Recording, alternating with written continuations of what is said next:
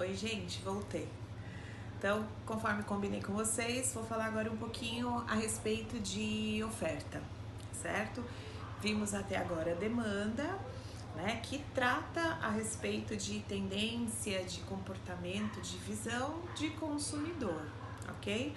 Agora a gente vai falar do outro lado, né, o lado da oferta, né? Então, do ponto de vista de oferta, a gente está falando basicamente de produtores, né? A gente está falando do outro lado da ponte, né? A gente vai falar de tendência de comportamento de ponto de vista de produtores, certo? Vale lembrar que, embora a gente tenha, né, sempre o hábito de quando vê alguma promoção, tal, a gente fala que estamos em oferta, né? Tem uma oferta ali, tal produto está sendo vendido mais barato. A gente está falando agora de oferta no sentido de ofertar, né? No sentido de disponibilizar, de colocar à disposição, de produzir para vender, né? Então, no sentido de ofertar, ok? Então, oferta desse ponto de vista para gente.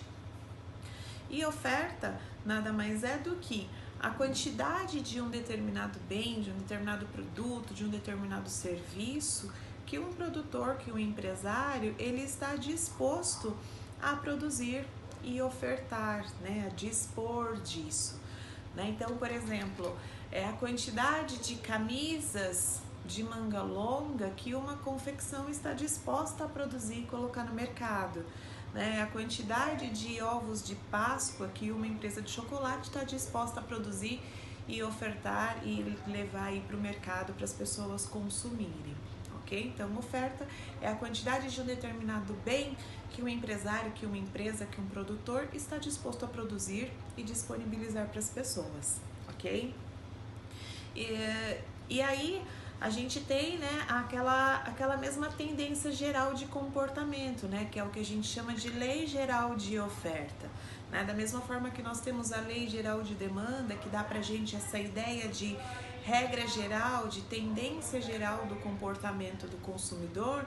Na lei geral de oferta, a gente tem uma tendência geral, né, uma tendência de comportamento dos produtores, né? E na lei geral de oferta, a gente tem a ideia de que existe uma relação direta entre preço e oferta, ok? Então, ao contrário da lei de demanda, que era uma relação inversa, na lei de oferta a gente tem uma relação direta entre preço e quantidade ofertada. Ou seja, o que significa isso? Que a lei de oferta, ela diz pra gente o seguinte, que quando existe aumento no preço de um determinado bem, existe uma tendência de que as empresas, que os produtores passem a aumentar a produção desse determinado bem. Entendeu? Então, aqui a gente tem o quê? O mesmo comportamento, né? Então, o preço aumenta, existe uma tendência de a oferta desse produto, desse item, desse bem, desse serviço, enfim, também aumentar, né? Por outro lado, quando a gente tem aí redução, retração no preço, existe uma tendência de haver uma redução na oferta, né? Existe uma tendência geral de os produtores se desinteressarem de produzir isso, né? Por que isso acontece, né? Por que a gente tem essa retração? Porque o lucro, a rentabilidade, ela está diretamente atrelada aí ao preço do bem, né? Então, se o preço diminui, existe uma tendência de a gente ter um impacto negativo na rentabilidade. A tendência é que o lucro que o empresário vai ter, ele diminua, né? E isso o desestimula a produzir. Por outro lado, quando a gente tem aumento do preço de um bem, existe aí uma tendência de possibilidade de aumentar a rentabilidade, de aumentar o lucro que esse empresário, que esse produtor vai ter. E isso é bastante atrativo para os produtores, né, para os empresários, certo? Então, por isso que quando a gente fala de lei geral de oferta, a gente sempre tem esse comportamento de tendência de relação direta, né? Quando o preço aumenta, a oferta vai aumentar. Se o preço diminui, a tendência é que haja uma retração na oferta, ok?